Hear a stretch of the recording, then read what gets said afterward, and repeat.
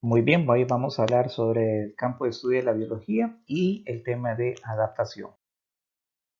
Recordemos que la biología o el campo de estudio de la biología es una ciencia que se encarga de estudiar los seres vivos, sus características, comportamientos, así como las múltiples formas que se pueden adoptar los seres vivos.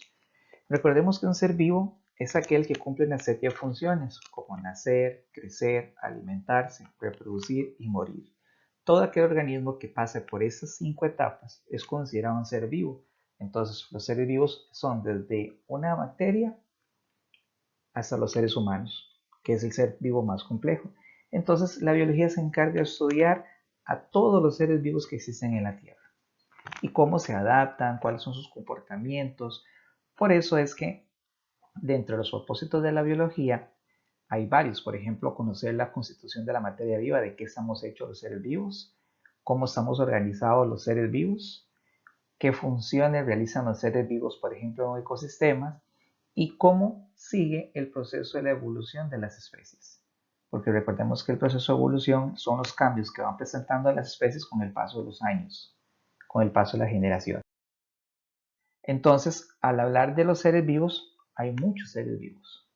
Si hablamos, por ejemplo, de las plantas, tenemos al caso una rama de la biología que sería en este caso la botánica. Si hablamos de los microorganismos, entonces estamos hablando de la microbiología.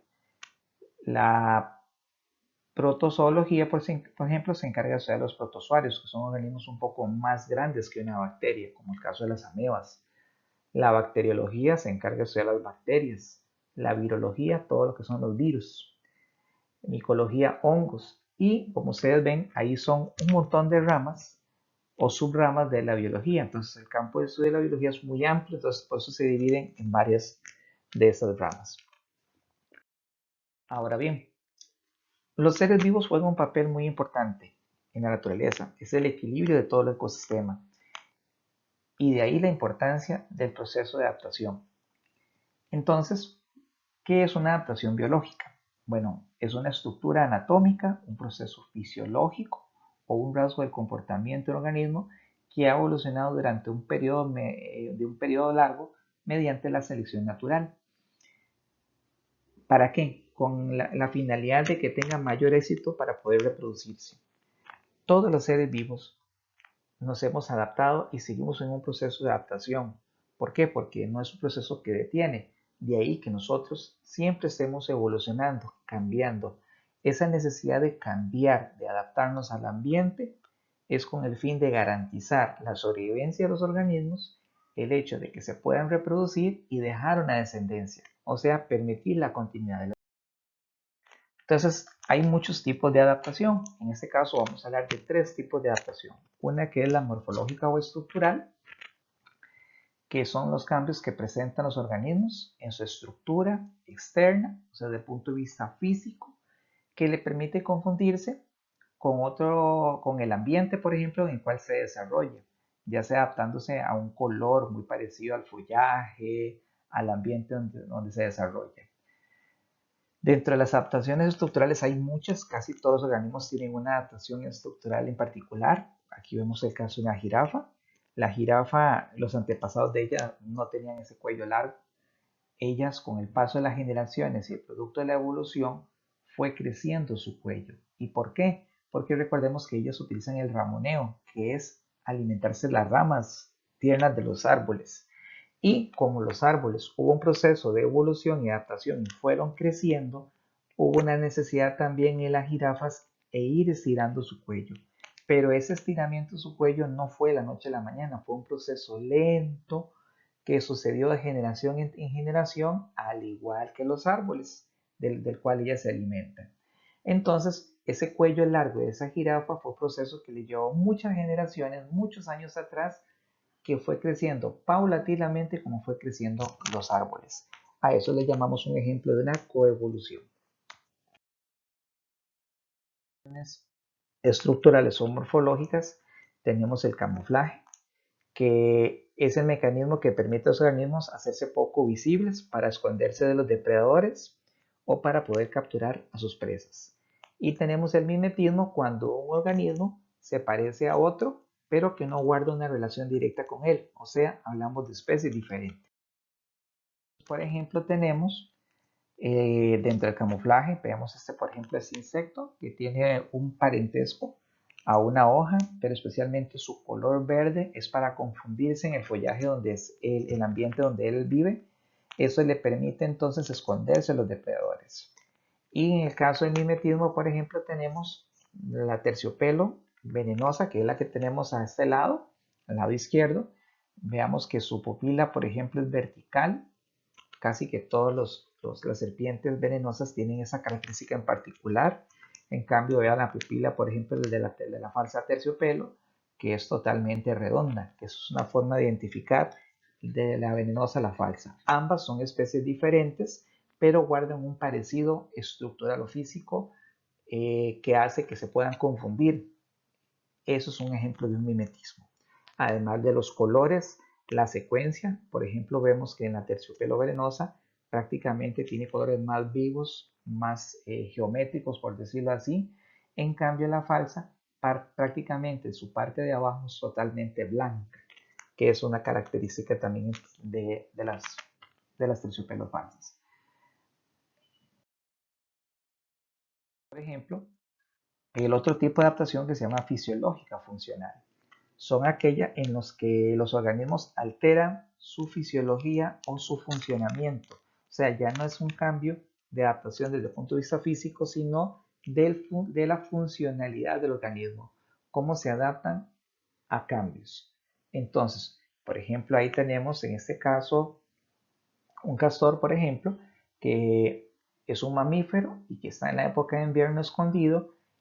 Tiene la característica, los mamíferos, por ejemplo, somos homeotermos o de sangre caliente. Eso quiere decir entonces que nosotros podemos tolerar cambios de temperatura. Nuestro cuerpo se adapta a esos cambios. Entonces, cuando está haciendo muy frío, nuestro cuerpo hace un cambio, produce calor, las venas y arterias se encogen para que el fluido de la sangre pase más rápido y produzca calor interno.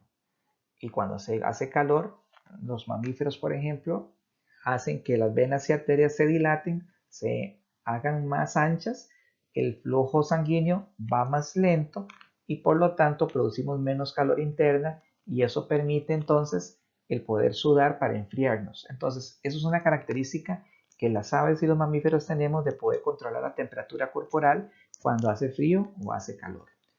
Eso es un ejemplo de una adaptación fisiológica. Entonces, hay otros tipos de adaptaciones fisiológicas, que está, por ejemplo, la hibernación, que es cuando un estado de hipotermia, o sea, de temperatura baja, que hay algunos organismos que la regulan, que le permiten conservar su energía durante mucho tiempo. Está la estivación, que es un estado de somnolencia en el que presenta algunos organismos como consecuencia de la reducción de funciones metabólicas cuando hay altas temperaturas. Entonces la estivación es cuando hay altas temperaturas y invernación cuando hay bajas. Entonces ahí tenemos ya de una vez la imagen de un oso que, por ejemplo, ellos se meten en una cueva y lo que hacen es hibernar. O sea, ¿qué significa? Ellos van a permanecer ahí, van a dormir durante días, durante semanas. Su cuerpo va a gastar la mínima cantidad de energía. ¿Por qué? Porque hay procesos donde ellos no pueden salir a buscar comida, como en el invierno. Y entonces ellos tienen que reservar toda la energía posible durmiendo, haciendo la menor cantidad de actividad posible. Y en el caso de la estivación, lo hacen algunos, por ejemplo, reptiles. Los reptiles, por ejemplo, son poiquilotermos, o sea, de sangre fría. Entonces ellos no toleran cambios de temperatura muy altos. Entonces, ¿qué es lo que hace? Por ejemplo, el cocodrilo y las tortugas hacen orificios, hacen huecos o se meten dentro de un huequito para poder refrescar y tolerar las altas temperaturas. Y ya cuando baja la temperatura en la tarde, entonces pueden volver a salir. Eso es un sistema de protección. Ellos se quedan ahí quietos, no se van a mover hasta que la temperatura baja. Entonces son mecanismos para preservar energía mientras pasa la época crítica para ellos en el ambiente. La tercer ejemplo de adaptación, tenemos la adaptación etológica o de comportamiento. Son aquellas que implican una modificación en el comportamiento de los organismos por diferentes causas, como por ejemplo la reproducción, buscar alimento, defenderse de los depredadores, cambiar periódicamente de un ambiente a otro. Entonces, un ejemplo de etológica de comportamiento tenemos al pavo real. ¿Qué hace el pavo real? Bueno, hace un comportamiento muy en particular cuando quiere atraer a la hembra, que es un ejemplo de comportamiento etológico de reproducción. Entonces, dentro de las adaptaciones etológicas tenemos la migración y el cortejo. En el caso de la migración, es el movimiento periódico de salida y regreso a una área determinada de especies en busca de alimento. Como ejemplo, en las aves, la mayoría de las aves de septiembre a octubre inician su proceso de migración desde el norte de América hacia el Suramérica. Entonces, por ejemplo, Costa Rica es un puente de descanso de muchas aves migratorias que vienen desde el norte. ¿Por qué? Porque ellos tratan de evadir la época de invierno. Y el cortejo, que es una serie de exhibiciones que realiza el macho con el fin de atraer a la hembra. Entonces aquí vemos, por ejemplo, el vuelo muy particular de las aves en proceso de migración, el famoso vuelo en V. ¿Qué significa ese vuelo en V? Que ellas lo que hacen es cortar mejor el aire, el viento, para poder hacer la menor, ¿cómo le podemos decir?, esfuerzo físico a la hora de volar. Entonces las aves están rotando de posición para ayudarse una con otras. Ese movimiento en V les facilita cortar el viento más fácilmente y volar más distancia. Y ese proceso de migración, estamos hablando de que son miles de kilómetros que vuelan las aves durante 2 meses, 3 meses para poder evadir el invierno en el caso de Norteamérica, como ejemplo. Y aquí vemos el cortejo que hace el macho hacia la hembra en el caso del pavo real con el fin de atraer, mostrando su plumaje y haciendo una danza. Entonces, esas características, por ejemplo, lo hacen único a su especie. Entonces, el pavo real tiene ese tipo de cortejo, el pavo normal, por ejemplo, tiene otro tipo de cortejo, y cada animal tiene un comportamiento muy diferente, por ejemplo, para atraer a la hembra. Muy bien. Luego tenemos el tropismo. El tropismo es otro ejemplo de adaptación que llamamos de comportamiento etológica. Es en esencia el movimiento que presentan estos organismos, en el caso de las plantas, para orientarse hacia el sol. Entonces aquí tenemos una planta y ustedes lo han visto. Las plantas tienen una característica en particular. Ellas siempre se orientan a donde está la luz por el proceso de la fotosíntesis. Entonces siempre vemos cómo ella cambia de dirección. Nosotros le damos vuelta a esa planta, esa maceta, le damos vuelta y ella al otro día prácticamente cambia de dirección, siempre buscando la luz solar. Entonces es un ejemplo de tropismo, cómo cambian de dirección las plantas para orientar y buscar la luz. Muy bien, ¿cuáles son algunos factores o condiciones ambientales que hacen que el ambiente provoque un cambio en la adaptación de los seres vivos? Por ejemplo, están los factores de tipo energéticos, que se relacionan con posibilidad de conseguir alimento adecuado según la especie o un ambiente determinado. No todos los seres vivos tienen la misma forma de buscar su alimento. Para una planta es muy simple, solo ocupa la luz solar para realizar fotosíntesis y alguno que otro mineral del suelo. Pero, por ejemplo, los carnívoros no. Los carnívoros necesitan ir a buscar a su presa, cazar, y eso le lleva un gasto de energía. Entonces, no todos los seres vivos tienen el mismo gasto de energía para poder obtener los alimentos. Unos deben de exigirse más, otros menos. Y eso es un factor limitante a la hora de adaptarse a un ambiente. También están los factores climáticos como la luz, la temperatura, el viento, la lluvia, que hace que los seres vivos tengan que adaptarse a esos ambientes.